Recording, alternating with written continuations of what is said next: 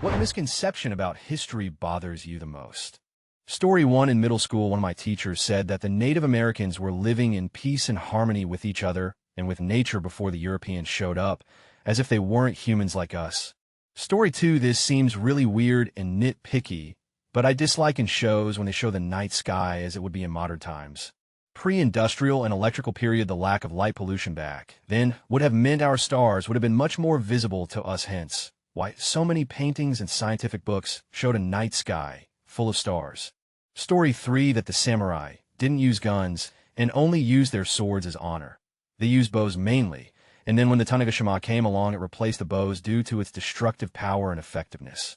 Story 4, what misconception about history bothers you the most? That it's boring. I've often heard people say things like history is boring. Why look back? We need to look forward, and it just bugs me to no end. Story 5, as a historian in Salem, Massachusetts, it's got to be that people think the victims of the witch trials of 1692 were burned at the stake. 19 of the victims were executed by hanging. Nobody was ever burned alive for witchcraft in the American colonies. Story 6, a lot for me. 1. Greco-Roman statues were not shining white. They would have been painted all sorts of colors to make them lifelike. 2. The Dark Ages were not a period devoid of scientific or intellectual progress.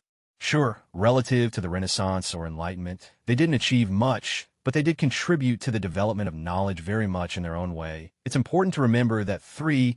Ancient peoples mostly were not stupid, superstitious, uneducated people who believed in magic. They had science, they wanted to know how the world worked, and they did a pretty good job at it. Aristotle was freaking brilliant, I'm sorry, but to think otherwise is incredibly arrogant. 4. And last but not least, Napoleon was not short. The dude was 56. I am 56 ag.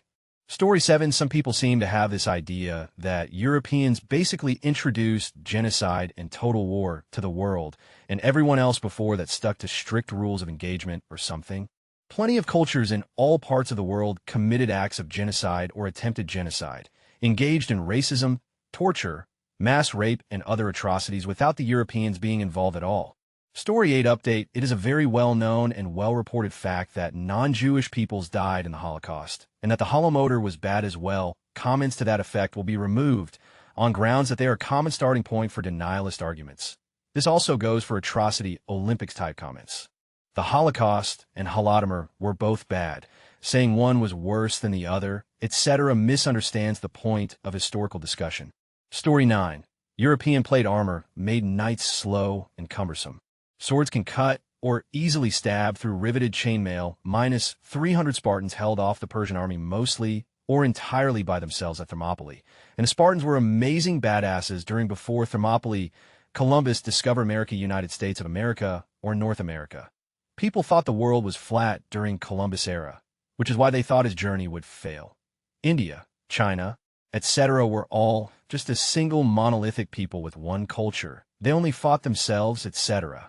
Chinese armies didn't use gunpowder for warfare and only used it for peaceful activities like fireworks, were nothing more than disorganized mobs, fought with fancy acrobatics, wushu maneuvers, etc. Germans, Celts, etc. were naked barbarians with no civilization.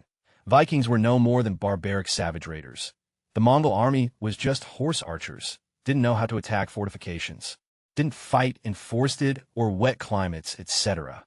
Story 10, that the colonial militia straight out beat the British Army alone in the American Revolution, and maybe the misunderstanding around the end of the Rev War.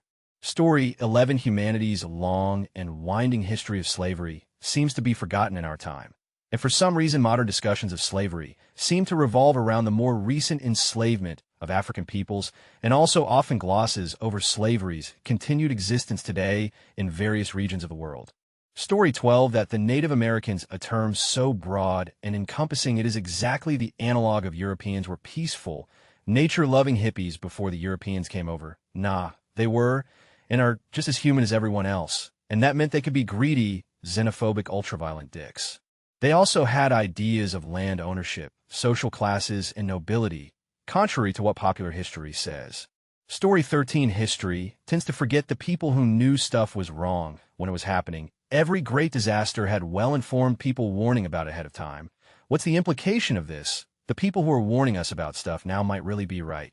Story 14, the persistence of the myth of widespread German atrocities in World War I, mostly fictional British propaganda, and the persistence of the myth that the sinking of the Lusitania was not militarily justified. It was illegally carrying arms and munitions. Everyone knew this at the time. The persistence of the myth that the United States was neutral in both world wars until we weren't hardly neutral when you provide arms, munitions, and supplies to one side. Story 15, I have 2-1 France surrenders as if France never did a thing for the U.S. I actually heard this once in Louisville, Kentucky, which is literally named for the King of France. 2 military films that broadcast rank or otherwise have characters doing questionable stuff like not wearing a helmet. I know it is so viewers can distinguish characters, but it still irks me. Story 16, the Irish famine. It wasn't a famine. We were growing loads of wheat. The English just took it all and left the Irish to starve. English people seem not to be taught about their shitty history in school. Story 17, that the world is more violent and crazy now than it used to be. The world has always been extremely violent, and if anything, it's incredibly calm to what it was like hundreds of years ago. Story 18, the U.S. fought against communism in the Korean War and brought democracy to South Korea. U.S. did not bring democracy, but rather capitalism to South Korea. SK was democratized almost 40 years after the Korean War. Until then, SK was a dictatorship, and the anti-U.S. sentiment that remains in SK is partly due to the fact some blame the U.S. for supporting the dictatorial regime that lasted in SK for so long. Story 19, I come across a lot of people online that don't actually know what historians do. In fact, they confuse a historian's job with a teacher's job.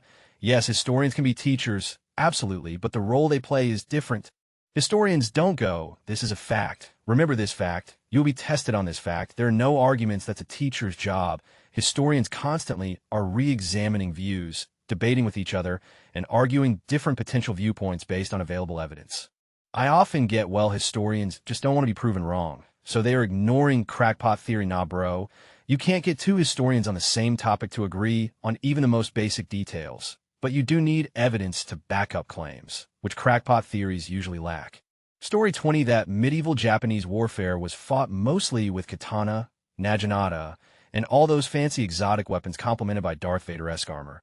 Most weapons that are fielded would just be yari or spears, but the matchlock were adopted for its easier training compared to bows. Oh, and samurai are trained primarily with the bow than the sword or polearm. So yeah.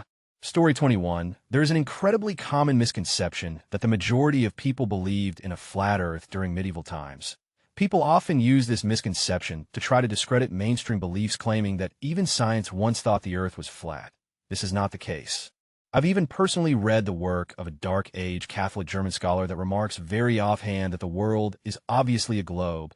The myth of the flat earth is a modern misconception that Earth was widely believed to be flat rather than spherical during the Middle Ages in Europe. 12. During the early Middle Ages, virtually all scholars maintained a spherical viewpoint, which had been first expressed by the ancient Greeks. From at least the 14th century, belief in a flat Earth among educated Europeans was almost non-existent, despite fanciful depictions in art, such as the exterior of Hieronymus Bosch's famous triptych, The Garden of Earthly Delights, in which a disc-shaped earth is shown floating inside a transparent sphere. 3. Story 22, that Africa was always uncivilized. People tend to forget that Egypt is in Africa. They also forget about the Mali and Songhai empires. Zimbabwe, also, in other words, Africa was not just a bunch of tribes with wooden masks. Oh, and Byzantine was not a thing. They called themselves Romans. Also, the power relation between men and women in history is much more nuanced than people think. Story 23, that after the fall of Rome, early medieval Europe was in a dark age with no learning, advancements in technology, or art. The only people that believe that have a false point of view that the Roman world was superior to what developed in Europe in the centuries after the 5th century AD. Story 24, that belief that if Germany invaded the UK instead of Russia, they would have won World War II. At no time did Germany ever have the ability to invade the UK. The UK had naval superiority. Germany could not have pulled off a beach landing. Story 25, welcome to Ristory. I know that it's Halloween, but the scariest thing I've seen today have been some of the comments in this thread. This is a friendly reminder to read our rules, particularly rules 2 and 3. No current politics, no historical negationism. If your interesting historical fact conveniently aligns with your personal political beliefs, maybe double-check that what you're saying is actually true, and keep the discussion on topic. Rules 2, 3 equally apply to child comments. So take your disagreements about modern policies elsewhere. This thread will continue to be monitored. Story 26, that the Holocaust was the largest genocide in history. No one knows or talks about the genocide of the Congolese during the reign of King Leopold. Some stats say it was 10 million people who died, not to mention the other atrocities performed. Story 27, the idea that past eras are much better than today. While I appreciate how it would be interesting to live in the 1960s, the Regency period, or farther back, people seem to forget all the modern advances that make life better: toilets, dentistry, penicillin, deodorant, TV, the internet, etc. Sure, there are problems in modern life. Nothing comes without a cost, and there could be cool aspects of older eras, but to state I would be so much happier in Jane Austen's time is almost decidedly not true. Story 28, I don't like the way the "let them eat cake" quote is misquoted. It was actually Quill's Mangent de la Brioche and misattributed to Marie Antoinette, but I feel garishly petty if I call people out on it, edited to add the quote in Frannaise to be extra snooty. Story 29, when people don't have any sense of scale and timeline of human history, and talk about 16th century and high Middle Ages as if they were the same homogeneous olden days, when they apply their modern ethics to people who lived long ago in completely different societies. Like a person's achievements mean nothing since they owned slaves in a society of slave owners, and now we hate that. Sometimes you can't say a good word about some historical person without someone chiming in to remind you that they were, in fact, an awful human being.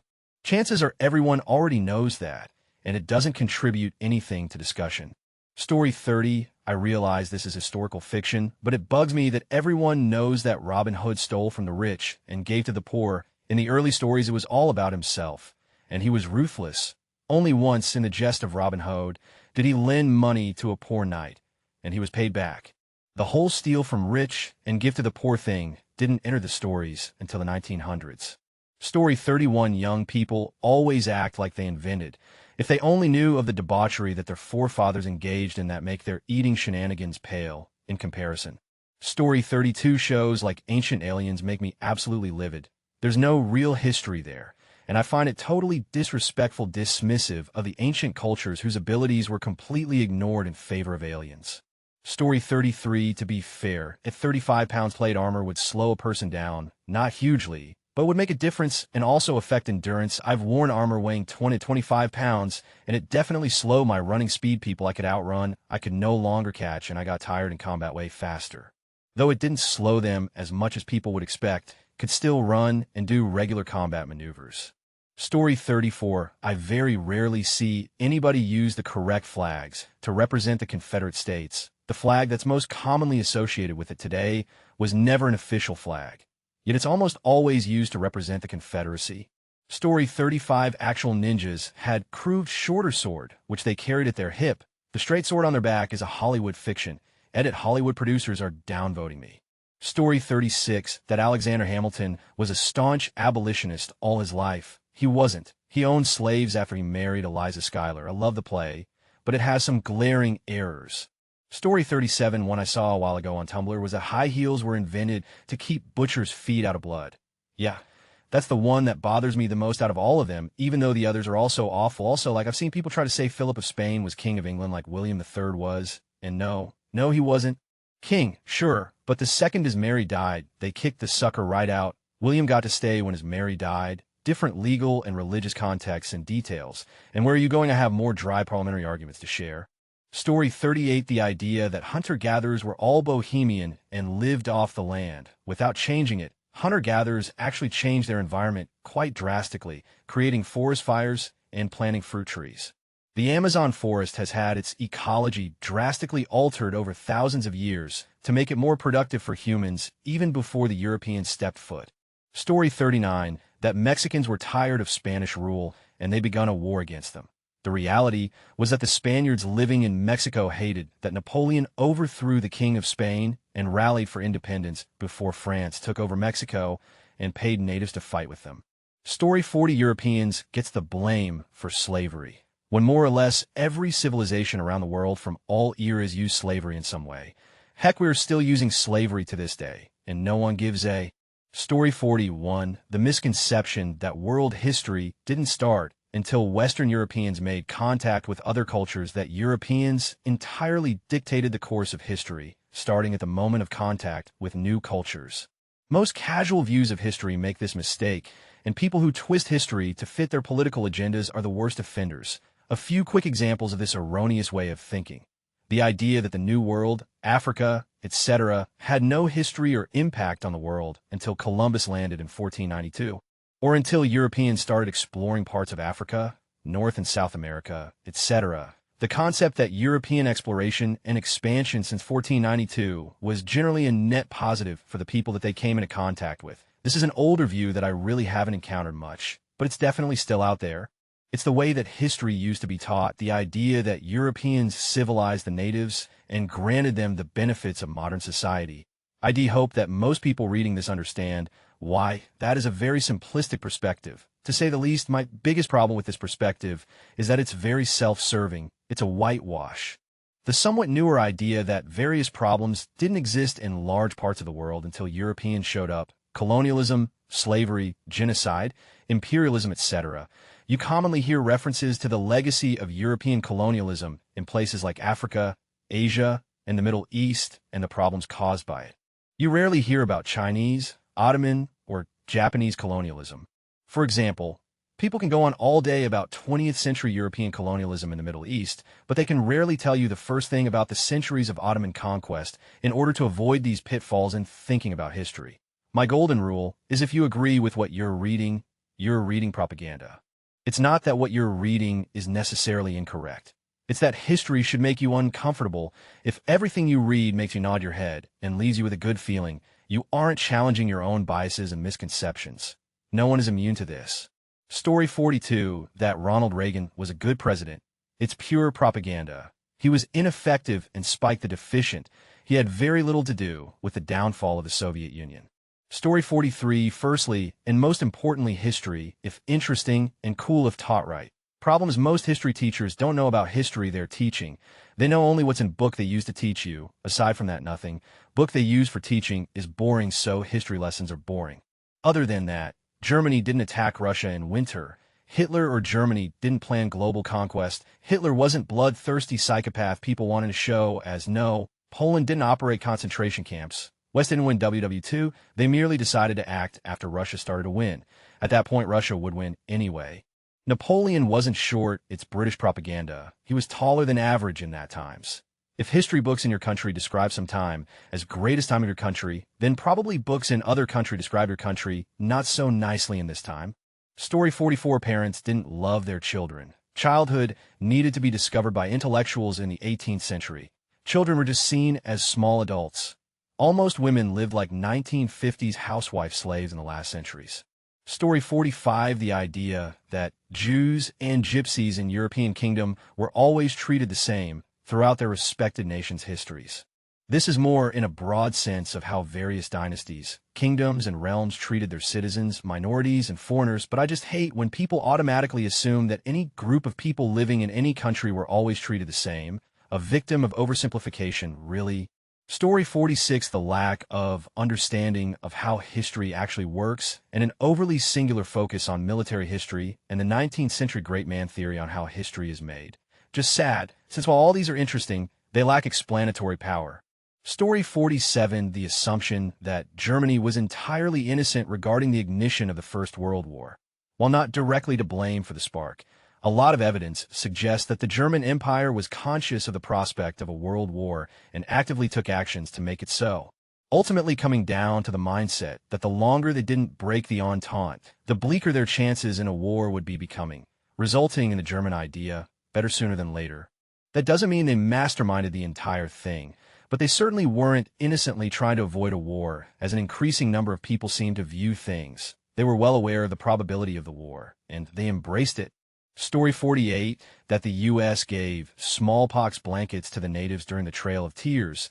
It's constantly repeated by people. It's even in popular things like Cards Against Humanity, and I often point out that they wouldn't know how to transport an illness like that before they even knew what microorganisms were. But I still have to do a Google search before and believed, which is understandable, I guess. Story 49, the people who are fake woke about Christopher Columbus, where if you took any college-level American literature history course, by reading original documents, you'd realize his name was slandered by dozens of people doing horrible things, pretending to be him. He can't be in 100 places at once. He died a bitter man who begged the crown to condone the people doing these horrible things. But she was making money and land, so she didn't really care. Story 50, that Polish cavalry charged German tanks. It never happened during the war. Some traditional sword and lance cavalry charges were done against infantry, with some success too, however mostly used as dragoons fighting on foot in engagements. It may also be worth noting that cavalry brigades were equipped with anti-tank rifles that could pierce the armor of Panzer II, making this a particularly dumb myth. Story 51. There are people who think Nazis are left on the political spectrum because Nazi stand for National Socialist, clearly ignoring the term national for political convenience. Story 52. The perception that many people were stupid and uncultured. People throughout history were as sophisticated as us, but did so with the knowledge they had at hand. Story 53. The idea that the Dutch Revolt 80 Years' War was some epic war of independence against Spain, rather than a very civil war between Catholics and Protestants. Only in the first few years were there Spanish troops in the Low Countries. After that, it was mostly just financial support for the Catholics. Story 54. General W2. To be honest, the stuff like the Soviets use human waves, Germans were so technologically ahead, German tanks were superior in every way. That really gets to me. Story 55. The idea and impression that we're somehow radically different people than those from history. We consider our population more advanced, but humans have remained fairly unchanged for the last 10,000 or so years. The separation of time can be deceiving. I like to think we're occupying the same space that the planet's entire history took place in. We're the end result of a very specific set of events. Story 56. 2. For me, that objects have a political affiliation, e.g., Nazi tank, communist mortar, or that a long period of time is somehow shorter if it happened in the ancient era. 300 years circa 1500 BC is still 300 years. Story 57. The idea that the Byzantine Empire is anything other than the continuation of the Roman Empire. The entire history of the Eastern Roman Empire goes back unbroken to the classical Roman Empire. It's the half that lived on an extra 1,000 years after the western half fell apart. It was named Byzantine by Renaissance historians who wanted to downplay and differentiate the ERE from its western counterpart. They knew what they were doing when they created that term, and they were successful because a lot of people today still think it was something different. Is it because they spoke Greek? A lot of Romans spoke Greek. Most tutors and teachers during the classical age were Greek slaves. The emperors didn't speak Latin anymore. There were emperors before the fall of the West that spoke almost exclusively Greek, like Diocletian. They were Christian. We all know what Constantine did, and he was as Roman an emperor as there ever was. Rome wasn't actually the capital anymore. Rome has lost its political and strategic status long before the West fell. The capital had been moved to Milan, Trier, Ravenna, long before the West fell. I could go on, but I want... Story 58. Galileo was kicked out of the Catholic Church because Catholics hate science. The truth about what happened with Galileo is far more complicated than that, and the Catholic Church has never hated science. Story 59. The Nazis could have won if... No, they lost, in part because of who they were. They were Nazis, and part of that has to do with the way they made decisions. Even if, somehow, lots of decisions were made differently and resources not expended, they were simply never going to prevail. Oh, you delay going into Russia. Russia, now, has a lot more T-34s, and they're not quite as rush-made. German tanks at the outset of Barbarossa were pathetic by comparison. That would have been an absolute curb stomping. The weaknesses of its forces were only apparent after clashing with Russian armor and urban fighting. Similarly, Japan was facing similar issues. It was never going to prevail against Zhukov's Soviet forces in the Siberian area, so they were always going to push into the Pacific, creating huge embargo on their fuel, crippling them. With his Eastern Front secured, Stalin could always have picked up and moved his factories. Not to mention, it's really a rush until 1945, with the atom bomb, the real and ultimate World War ender. The only way it doesn't is if they rush with the Heinkel engines in the 30s, start and maintain total air dominance throughout the war with their technological advantage, which doesn't end in 1945 with the Gloucester meteor, as neither it nor the Americans' design had swept wings. You need so many strokes of luck and technological developments like the snorkel, which were stalled to be rushed into production before they were even needed, that it's barely worth a mention. You need to alter who the Allies were characteristically, and who the Axis was characteristically. At that point, you're just playing with yourself, not with a real historical what if. What if the battleship survive? What if the Axis pursued naval air power coupled with its air power arm? What if they had the snorkel ahead of time? What if the Italian command got their act together by banding under German leadership, which Mussolini would never have allowed? But whatever, what if ignoring all strokes of luck that Hitler had sneaking tanks through the forest, taking Czech air forces, and even tank factories, etc.? What if Germany pressed into Dunkirk? You need all of those, plus technological developments and other choices made. Maybe, just maybe, Germany can get Britain to sue for peace. Maybe, just maybe, Germany says Japan went off on its own and can forestall Normandy while copying the T-34. No idea how they'd ever manage to get spies on that sort of thing. Even the presence of the KV-1 was a surprise to them. Even without worrying about their Atlantic wall, even if they'd settled Britain first, there was no way that war was ending well for the Axis. But you get the idea. There was no way Axis were winning World War II. Story 60, the whole who did the first flight on an airplane. Wright brothers versus Santos Dumont. Like, both had massive contributions to the airplane, but people will either not know the other or completely discredit it. Story 61, WW2. Specifically USSR's involvement in WW2. About 95% of all German troops were killed by troops from the USSR. I live in England, and this fact is very glossed over. All the new movies and shows about WW2 are to do with England, and to be honest, we didn't do that much. Story 62 ID, say, the entire historical revisionist movement for Genghis Khan that's becoming somewhat popular is what annoys me most. Genghis Khan was great. He was probably the greatest strategic general who ever lived, but he was also completely ruthless and was brutal beyond belief. Any good he did other than wanting to make the Mongols great is an accidental byproduct of his conquest, and he shouldn't be praised for it being intentional. Story 63, that the French are cowards. They deserve more love. I hate when people on the French for surrendering. Plus, the French are the ones that saved our butts during our fight for independence. I, for one, love and appreciate the French. They are as brothers to me. Love, Alabama 2018.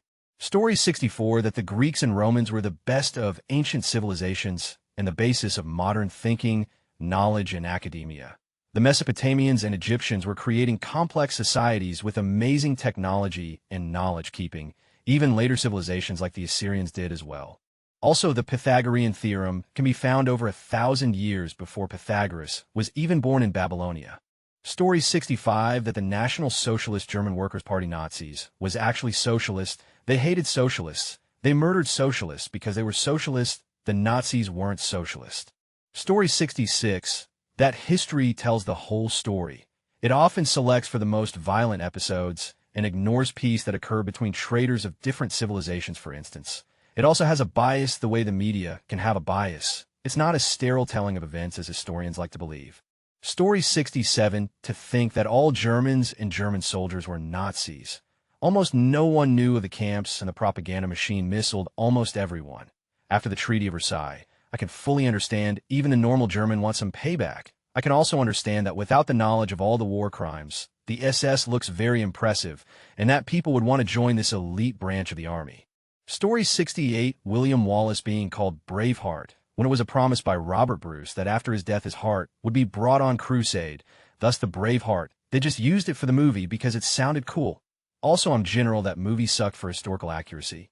Story 69, I hear a lot about people joking about the French always surrendering, even though, as far as I know, they and Britain were always the superpowers of Europe in the 1800s and before. They also, I believe, conquered more of Europe during Napoleonic Wars than Germany did in WW2.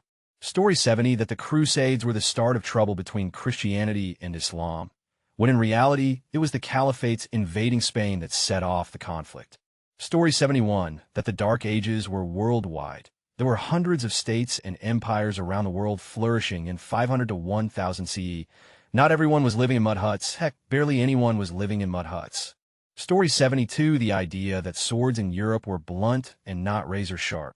The idea that people who used sharp chisels, axes, and knives among other implements somehow lack the capability to sharpen a sword requires a mind-boggling level of thoughtlessness. Story 73, the idea that Viking warriors wore horned helmets. Horned helmets are a perfect way to get yourself killed. Also, the belief that long swords, or any sword that isn't Asian in general, is heavy. They're not, and am small and weak. Story 74, I think it's a little bit of shame how even here in the UK, knowledge about World War II is quite US-focused, and not a patriot really. Just bothers me that credit doesn't go where it's due. I've been asked where are American depictions of Dunkirk and the Battle of Britain. They weren't even in the war, yet it bothers me most about the Bob. British and Commonwealth and European and exile pilots saved Britain from invasion by the Nazis. Never in the field of human conflict has so much been owed by so many to so few. There were 2 British and 1 Canadian beach on D-Day, 2, but any fiction depicting it, if it mentions non-Americans at all, depicts a few chipper British paratroopers, not Gold or Sword or Juno Beach. Britain and the Commonwealth gets short shrift, I think. When Brits think of the war, we look to our Commonwealth allies and subjects. To be fair, I'm not suggesting it was all sunshine and friendship first. We shall go on to the end. We shall fight in France. We shall fight on the seas and oceans. We shall fight with growing confidence and growing strength in the air. We shall defend our island, whatever the cost may be. We shall fight on the beaches. We shall fight on the landing grounds. We shall fight in the fields and in the streets. We shall fight in the hills. We shall never surrender. And if, which I do not for a moment believe, this island or a large part of it were subjugated and starving, then our empire beyond the seas, armed and guarded by the British fleet, would carry on the struggle until, in God's good time, the New World, with all its power and might, steps forth to the rescue and the liberation of the old. Story 75. I hate the fact that in the United States, majority of the population think that the men that wrote the Declaration of Independence and the Constitution were very religious, and both documents had the intent to mimic the Bible or Bible verses. The whole idea was for all citizens to be able to practice free speech and freedom of religion without judgment or persecution. That was a huge point of the Constitution that got missed on majority of the population. Story 76, I learned from the anthropologist David Graeber that barter societies pretty much didn't exist. The whole "will trade you 3 chickens for 5 bags of grain" just wasn't a thing. People used the idea of debt before we ever had money, which makes sense. You want a goat, you say, hey, that's a lovely goat, and eventually the person is supposed to give you the goat. Then you owed them one, and were expected to give them something or do work for them. The spot trade is a product of currency, which came later. People only traded goods for goods directly with people they didn't know, like traveling merchants, soldiers, and pirates. Story 77, not a misconception, but that, as far as I know, a lot of history being taught is often the same kind of things, WW2, especially Holocaust and a country's history.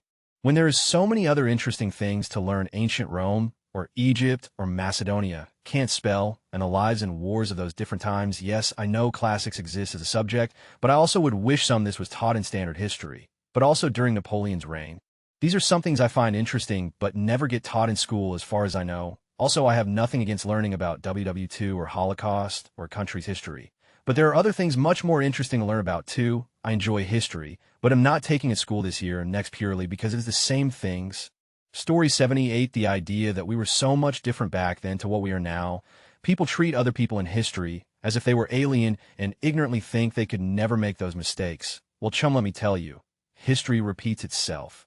Story 79, my friend, is always annoyed about the misconceptions about Tibet and the Dalai Lama. He keeps saying that before the Chinese took over, they were just a bunch of warlords and slaves fighting one another, and the whole reincarnation thing was an idea prompted by the Chinese emperor to keep them cohesive and easier to govern.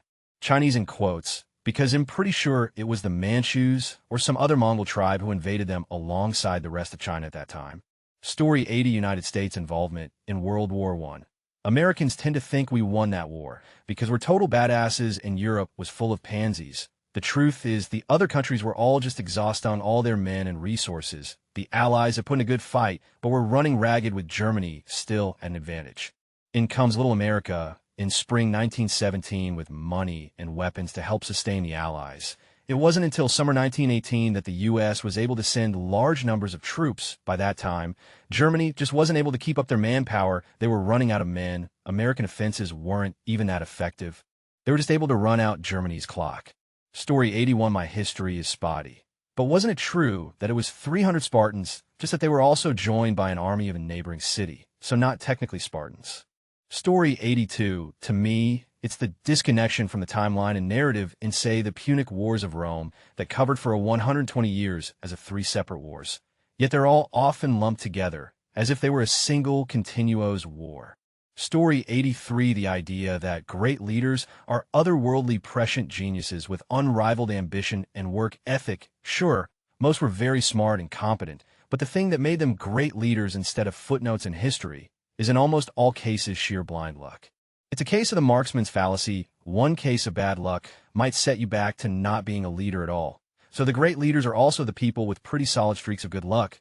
One example is Julius Caesar. He was audacious and intelligent, but he wouldn't have succeeded if he weren't so lucky to be in a prime position to take over the populace faction because Sulla prescribed most of the other candidates. Not be prescribed by Sulla himself. Be forced into the military instead of a career as a lawyer. Become proconsul of Gaul at a time the area was destabilized by invading Helvetians and Germans. Become general during the first generation after military reforms that greatly benefited individual leaders. Have Pompey and the Optimates withdraw from Rome unnecessarily among many other things.